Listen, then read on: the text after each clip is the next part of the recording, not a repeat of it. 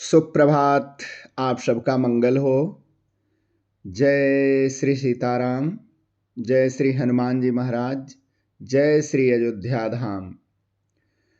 तो मित्रों, आज हम जो विशिष्ट जानकारी लेकर आए हैं आप सबके लिए। आजकल प्रभु श्री राम लला का उत्सव चल रहा है और पूरा संसार, चाहे वो मीडिया माध्यम हो या स्वयं के नेत्रों से या स्वयं के परिश्रम से, हर कोई चाहता है कि रामलला का दर्शन करें। और प्रभु के दर्शन की उमंग, चाह और उतावलापन अद्भुत देखने को मिल रहा है। शायद यह भारत के वर्तमान के समकालीन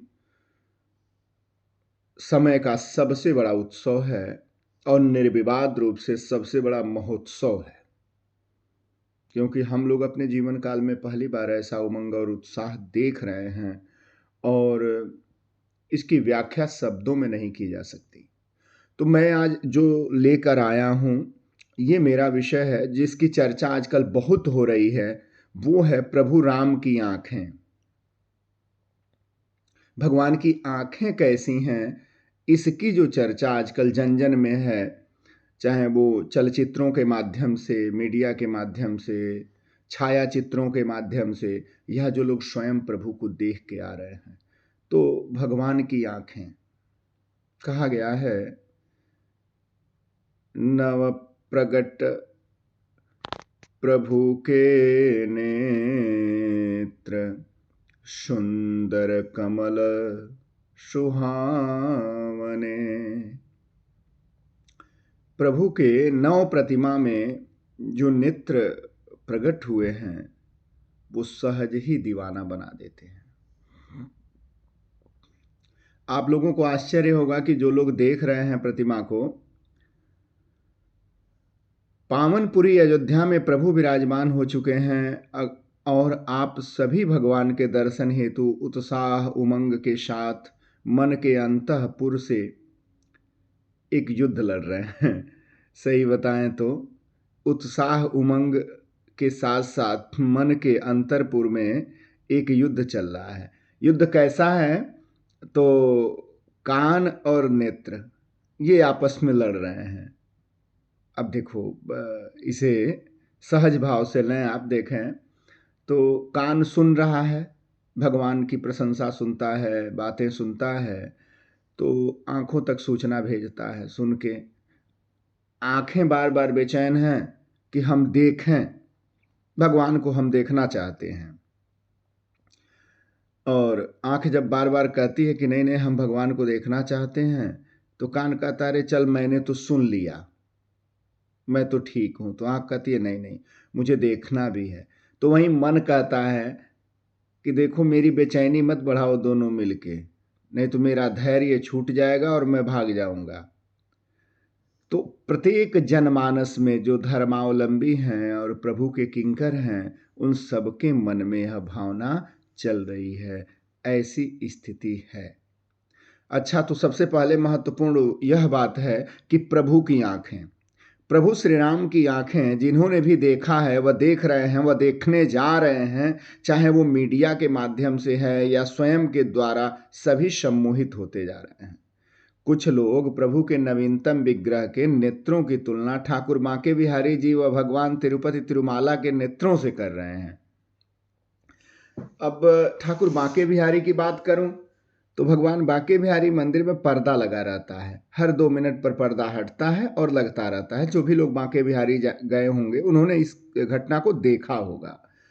ये निरंतरता की प्रक्रिया है, क्योंकि पूर्व में कई बार ऐसी घटनाक्रम रहे हैं कि भक्त भगवान के नेत्रों में देखते ही रह गए और प्रभु भक्त के साथ चल दिए। वैसे ही कई घटनाएं ऐसी हुई जिसमें भक्त उनके नयन मिलाकर सुध बुध ही खो बैठे और कुछ नहीं उन्हीं के हो गए, कुछ तो उन्हीं के हो गए और कुछ ने संसार छोड़ दिया, कुछ ने सांसारिकता छोड़ दी। आप अगर वृंदावन कुछ दिन प्रवास करेंगे तो देखेंगे, क्योंकि मेरा वृंदावन रहना होता है तो मुझे पता है बड़े बड़े जज, बड़े बड़े आईआईटी के अधिकारी, शिक्षक, बड़े बड़े अमेरिका से पढ़े लिखे, ब्रिटेन की यूनिवर्सिटियों से पढ़े लिखे, बहुत सारे रशिया लोग, बहुत सारे भारत के बड़े बड़े विद्वानगण, जिसको लग गई लौ ठाकुर जी की, फिर वापसी नहीं करता है। स्थिति ऐसी है कि यह भगवान की बाल स्वरूप अर्थात 5 वर्ष के शिशुत्व स्वरूप की प्रतिमा है और स्वरूप है। इसीलिए बहुत ज्यादा घड़ियाल इत्यादि नहीं बजाए जाते, क्योंकि बालक उचक जाएगा। ऐसी निर्मल भावना के साथ भगवान की सेवा होती है, इसीलिए बहुत ज्यादा घड़ियाल इत्यादि नहीं बजते हैं। अच्छा, अब मैं आगे लेके चलूं, आपको भगवान तिरुपति के विग्रह की बात करूं, तो जो लोग भी गए होंगे तो देखे होंगे भगवान के ललाट पर तिलक यानी नामम लगा रहता है। तमिल में नामम कहते हैं, जो तिलक भगवान को मोटा सा तिलक लगा रहता है भगवान के ललाट पे, जो प्रभु के नेत्रों तक को ढका सा रहता है। जो तिलक, अब आपको पता है भगवान तिरुपति का जो तिलक होता है वो सबसे शुद्ध कपूर के अर्क को मिलाकर और शुद्ध केसर और कस्तूरी और चंदन को मिलाकर बनाया जाता है। बहुत बार असंख्य भक्तों ने कहा कि चंदन थोड़ा हटा लिया जाए। प्रशासन को भी कहा गया कि चंदन छोटा कर दिया जाए पुजारी द्वारा, ताकि चंदन भगवान के नेत्रों को ढका रहता है, जिससे हम लोग प्रभु के आंखों में नहीं देख पाते। काफी दबाव के बाद प्रबंधकों और मंदिर प्रशासन ने बात को माना और तिलक को छोटा करने का प्रयास किया गया। लेकिन आश्चर्य देखिए, जब जब कोशिश हुई, जब जब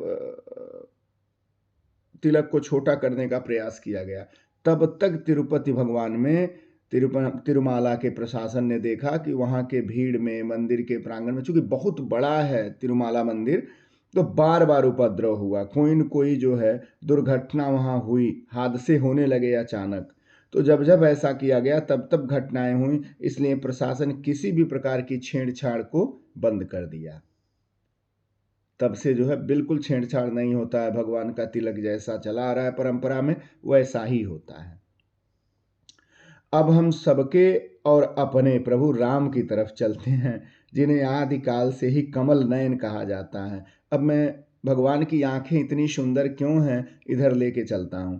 तो चूंकि भगवान को कमल नयन कहा ही जाता है, राजीव नयन कहा जाता है, जिसका अर्थ है कमल के विकसित पंखुड़ियों के समान बड़े और निर्मल नेत्रों वाला। गोस्वामीदास जी ने मानस में स्पष्ट रूप से कहा है कि राजीव नयन धरे धनुषायक, भगत विपत्ति भंजन सुखदायक। भगवान को राजीव नयन कह के गोस्वामीदास जी ने संबोधित किया है, और वह राजीव नयन हाथों में धनुष और बाण रखते हैं और अपने भक्तों की समस्त विपत्तियों का विनाश करके उन्हें सुख प्रदान करते हैं। अच्छा, अब आप आगे बढ़ेंगे तो देखेंगे वहीं जब भगवान की स्तुति आप करेंगे तो आप कहते हैं कि नवकंज लोचन अर्थात खिले कमल पुष्प की पंखुड़ी के समान नेत्रों वाले। प्रतिदिन कहते हैं ना, श्री रामचंद्र कृपाल भजु मन हरण भव भयदारुणम, नवकंज लोचन कंज मुख कर कंज पद कंजारूढ़म। तो असल में इन सभी संकेतों से सिद्ध होता है कि प्रभु राम स्वयं ही विष्णु स्वरूप हैं, क्योंकि वेदों और पुराणों में भगवान विष्णु को ही राजीव नयन, कमल नयन कहा जाता है। जब भगवती सीता जी प्रभु को सबसे पहले पुष्प वाटिका में देखती हैं और स्वरूपों का वर्णन आता है कि भाल तिलक श्रम बिंदु सुहाए, श्रवण सुभग भूषण छवि छाए, बिकट भ्रिकुटी कच घूघर वारे, नव सरोज लोचन रत्नारे। अर्थात यहाँ भी प्रभु के अलौकिक शोभा का वर्णन मिलता है।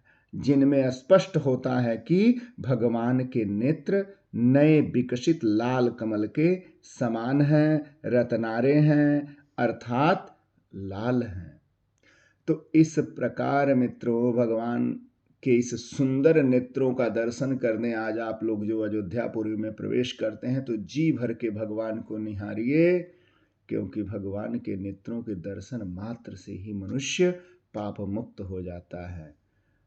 और अद्भुत छवि है भगवान की। गोस्वामीदास जी ने तो उनको जगह जगह इतनी प्रशंसात्मक रूप से जो है भगवान की कहते हैं कि भाई प्रभु का जो विग्रह है, प्रभु का जो दर्शन है, उसका तो कोई जवाब ही नहीं है, क्योंकि भगवान के दर्शन से जो है जन्म जन्म के पाप नष्ट हो जाते हैं। और उस कहा गया है, भरत जी ने भी गंगा जी के समय कहा था कि अर्थन धर्म न काम रुचि गति न चहु निर्वाण, जन्म जन्म रति राम पद यह वरदान नयान। तो आप यह भावना लेकर जाते हैं अगर उनके पास, तो ये भावना अद्भुत है। और भगवान को अपने हृदय में उसी प्रकार बसाइए और बसा के आइए बाल छवि को कि हृदय अनुग्रह इंदु प्रकाशा, सोचत किरण मनोहर आशा। तो ये अद्भुत छवि भगवान की जरूर लेके आवें। आज की ये वीडियो जो है मैंने इसीलिए प्रेषित किया कि अब प्रभु स्थापित हो गए और उनके नेत्रों की बड़ी चर्चा हो रही है, तो इसलिए जो है मैंने भगवान के नेत्रों को समर्पित ये वीडियो आज प्रेषित किया हूँ। आप लोग जरूर सुनेंगे और मन में वो भावना जो है अपने रख के गाते हुए घर जरूर आएंगे कि तेरी मंद मंद मुस्कनिया, ओ तेरी मंद मंद मुस्कनिया पे बलिहार राघव जू, बलिहार राघव जू। ओ तेरी मंद मंद मुस्कनिया पे बलिहार राघव जू, बलिहार राघव जू। तो मित्रों, बहुत बहुत धन्यवाद और शुभकामना। इस शुभ प्रभात में जरूर इसको पूरा सुनिएगा और अपने मित्रों तक भी प्रेषित करिएगा। बहुत बहुत साधुवाद। जय श्री राम।